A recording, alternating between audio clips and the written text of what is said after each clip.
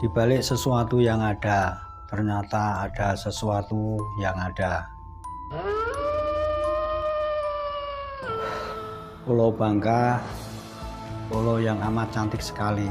Walaupun kecil, mungil, di sini pemandangan alamnya sangat mempesona. Di sebelah barat ada Gunung Melumbing, sementara sebelah selatan terlihat Gunung Maras. Ini kalau kita lihat dari kota Sungai Liat.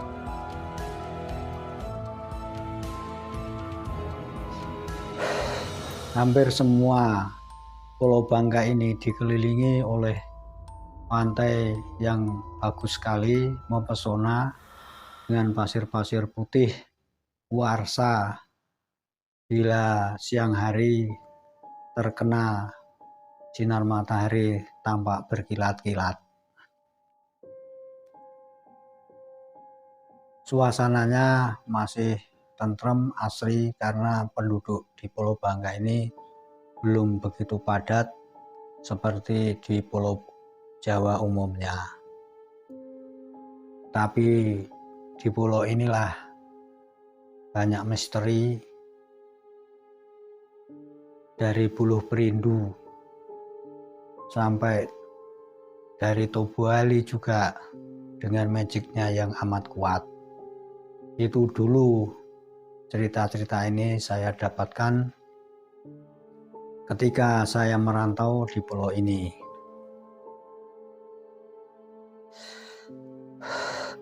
Dari semua kisah-kisah yang saya dengar, ada satu kisah yang tragis yang sampai sekarang saya ingat. Ketika seorang gadis muda, cantik rupawan, dengan pandangan yang lembut, lemah gemulai bila berjalan, rambutnya ekor kuda, hidup di sebuah kampung yang jauh dari kota besar yang waktu itu Sungai Liat. Sungai Liat ini dari Pangkal Pinang bisa ditempuh sekitar 1–1,5 jam. Suasana alam waktu itu begitu asri, tapi tidak begitu gadis Sumiati. Sumiati datang ke Pulau Bangka ini mengikuti bapaknya karena mencari pekerjaan yang waktu itu sekitar tahun 70-an. Ini masih banyak pekerjaan yang bisa dilakukan di pulau ini, dari mencari timah, menanam sahang, dan sebagainya.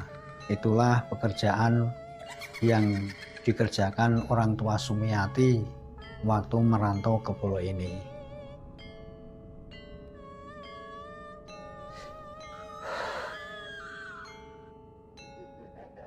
Si Sumiati sudah beranjak dewasa. Seperti gadis pada umumnya, kecantikannya mulai nampak. Begitu juga gadis-gadis di pulau ini yang juga amat mempesona. Tapi karena Sumiati ini dari Pulau Jawa, kecantikannya tentu sedikit berbeda dengan gadis-gadis yang ada di pulau ini. Karena kecantikannya itulah ada seorang pemuda yang jatuh cinta kepada Sumiati.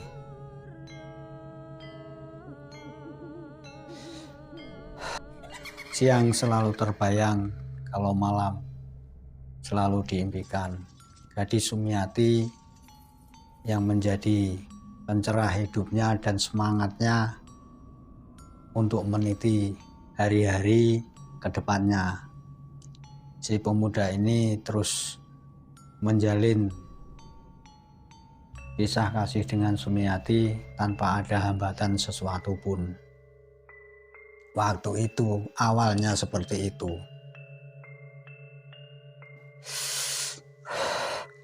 Tapi lama-lama karena Sumiati ini terkenal akan kelembutannya. Tentu saja banyak pemuda lain yang ingin menyuntingnya, dan itu bisa diucapkan secara terang-terangan, bisa juga dengan sembunyi-sembunyi melalui surat yang ditulisnya. Tapi entah kenapa Sumiati hatinya telah dijatuhkan kepada sosok pemuda kampung situ yang tidak saya sebutkan namanya, alias Cijono, begitu kita sebut. Ini bukan nama aslinya. Mau tak mau akhirnya menjalin kisah kasih ini dengan berbagai rintangan dari teman-teman Cijono ini yang juga ingin merebut hati Sumiati.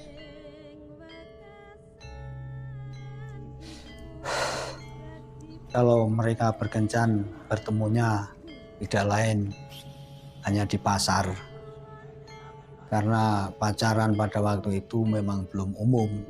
Jadi apabila ingin ketemu dan berbagi cerita, mereka berdua mesti ke pasar dulu baru ketemu dan bercerita sambil makan-makan di warung kecil di pojok warung sana. Itu terjadi setahun 2 tahun, tidak ada hambatan sama sekali. Tapi cerita itu memang tidak selalu bagus. Entah kenapa pada suatu malam, pas suatu ada acara di kampung, tentu ramai sekali orang yang datang dari kampung-kampung sebelah atau dari kota Sungai Liat. Itu ada yang datang karena tontonan pada waktu itu memang langka sekali. Jadi apabila ada rame-rame tontonan di suatu kampung, tentu yang datang ini berbondong-bondong menyewa oto atau mobil kecil dan bis yang terbuat dari truk ini untuk datang melihat acara di kampung itu. Begitu meriah acaranya sehingga tidak terasa malam sudah larut, dan Sumiati waktu itu juga menonton dan pulang diantar oleh kekasihnya si Jono ini. Karena dari lokasi rame-rame ini menuju rumah Sumiati ini agak jauh, ya sekitar berapa kilo, melewati hutan-hutan samping kiri kanan dan kebun-kebun sahang. Amat sepilah malam hari itu. Diberanikan juga si Jono untuk mengantar sampai ke rumah. Untung tak dapat diraih, nasib tidak dapat ditolak. Malam hari itu di tengah jalan tiba-tiba ada rombongan anak-anak yang entah dari mana langsung datang menyergap mereka berdua. Tentu saja si Jono melawan dengan sekuat tenaga, tapi apalah daya, untuk melindungi dirinya saja dia tidak mampu, apalagi melindungi kekasihnya Sumiati. Terjadilah malam hari itu malam yang mengerikan, malam yang tidak diduga-duga sebelumnya. Yang terjadilah. Tidak berapa lama setelah melakukan perbuatan menghadang mereka berdua, rombongan ini lantas lenyap ke dalam hutan di kebun-kebun sahang dan pergi entah kemana. Dan mereka berdua tidak tahu siapakah mereka itu dan dari manakah asalnya.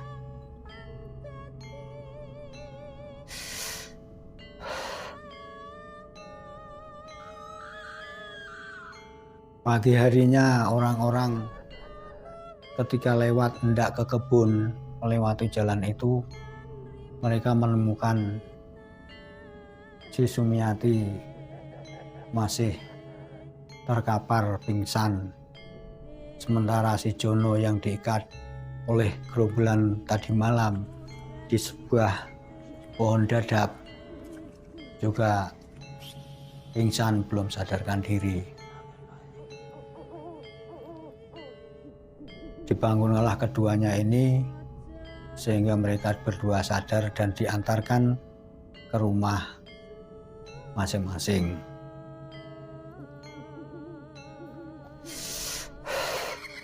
Hari berganti hari, hari berganti bulan. Setelah peristiwa itu, si Jono nggak pernah lagi datang, apalagi menemui si Sumiati. Sebab dalam pikiran si Jono, kalut bukan main. Karena pada waktu itu yang dilihatnya rombongan pencegat si Sumiati kekasihnya ini melakukan perbuatan-perbuatan yang hina dan tidak senonoh. Akhirnya si Jono ini merasa ada sedikit kekecewaan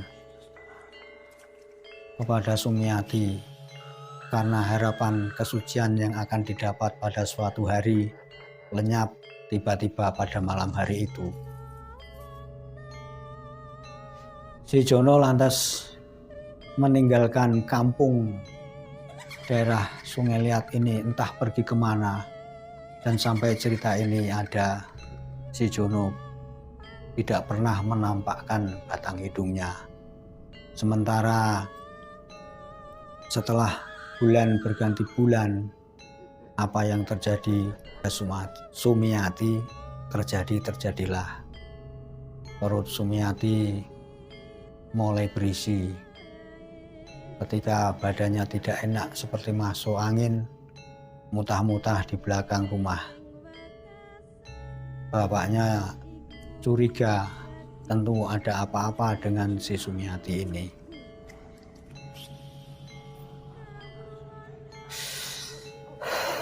Tragis dan menyesakkan dada, si Sumiati hamil muda.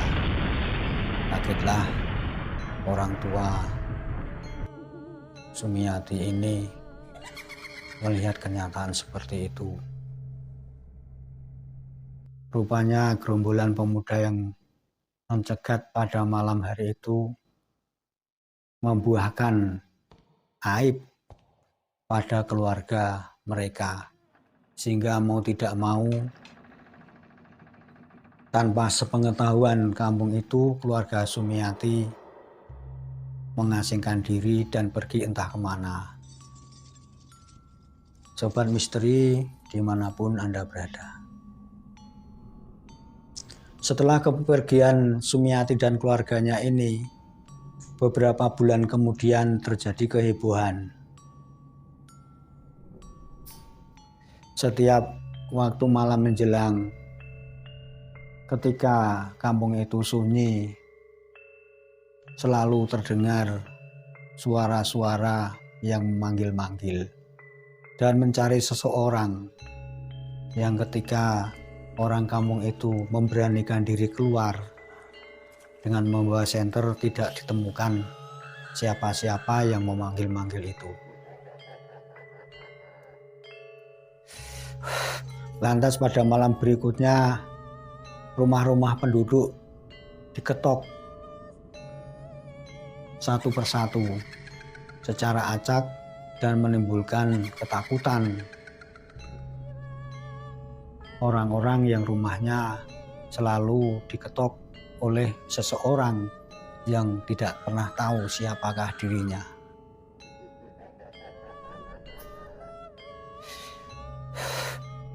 Hari terus berganti hari, suara-suara itu mengganggu sekali kampung yang ditinggalkan Sumiati ini, sehingga menyebar ke tempat-tempat lain. Dan rupanya di kampung-kampung sebelah yang lain yang jauh dari tempat ini juga mengalami hal sama, yaitu ada seseorang yang selalu mengetok-ngetok pintu dan memanggil nama-nama seseorang. orang-orang berbisik dan bercerita kepada masing-masing tetangganya bahwa nama-nama yang disebut oleh orang yang mengetuk pintu ini, yang konon bersuara perempuan, menyebut nama si A, si B, si C, dan selanjutnya.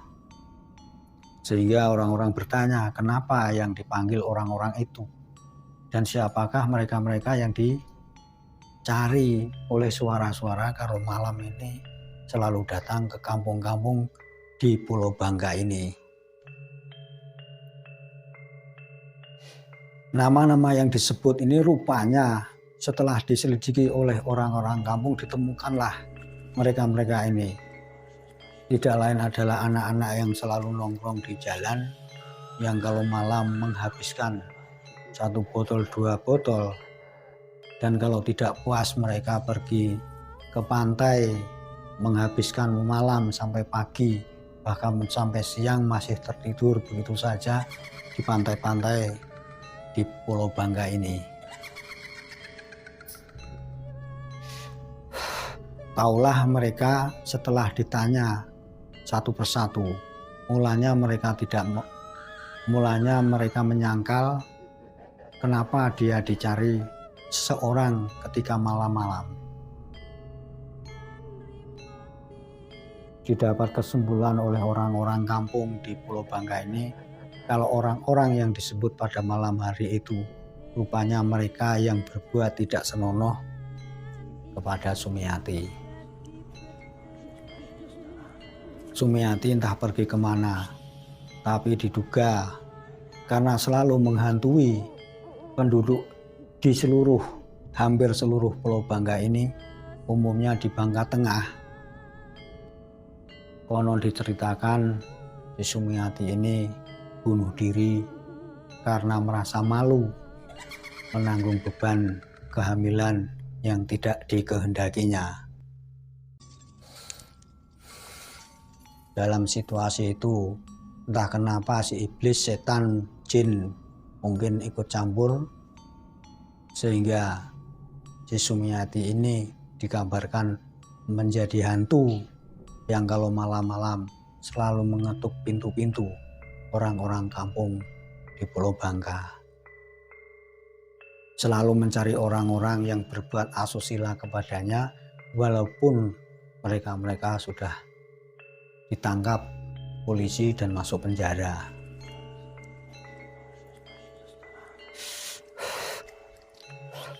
Hantu Sumiati terus meneror selalu, dan tempo-tempo berhenti berapa lama, dan entah tahun berikutnya akan muncul lagi meneror penduduk di wilayah ini. Bahkan konon para pemuda bertemu sosok yang cantik gemulai yang mereka tidak kenal, yang menyebutkan setelah diselidiki orang yang melihat itu bentuknya seperti ini adalah mirip Sumiati yang dulu tinggal di kampung itu. Hebohlah orang-orang menyebut kepada Sumiati yang sudah entah kemana perginya ini karena selalu mengganggu pada malam hari. Sebutlah mereka ini dengan hantu Sumiati. Hantu Sumiati selalu merajalela dan selalu menggoda anak-anak muda yang pada malam-malam nongkrong di pinggir jalan untuk diajaknya kepada suatu tempat entah kemana bersenang-senang sampai pagi harinya. Ditemukanlah ketika pagi hari pemuda-pemuda ini pingsan begitu saja di pinggir jalan. Pulau Bangka, pulau yang amat indah menurut pandangan kita. Gunung Menumbing ada di sebelah barat, sementara gunung-gunung yang lainnya menghiasi pulau ini seperti gadis perawan yang tidur di atas pembaringan. Pantai-pantainya putih bersih berkilat ketika sinar matahari siang menebar cahaya sementara angin laut selalu datang menerpa pohon-pohon nyiur kelapa yang melambai-lambai di pinggirannya. Hantu Sumiati sampai sekarang masih terdengar dan kadang-kadang selalu meneror penduduk di sana, mengganggu anak yang pergi mengaji pada malam hari ini, juga mengganggu pemuda-pemuda untuk berbuat asusila. Sobat misteri dimanapun berada, di balik sesuatu yang ada, ternyata ada sesuatu yang ada. Arwah Sumiati sampai sekarang masih mencari.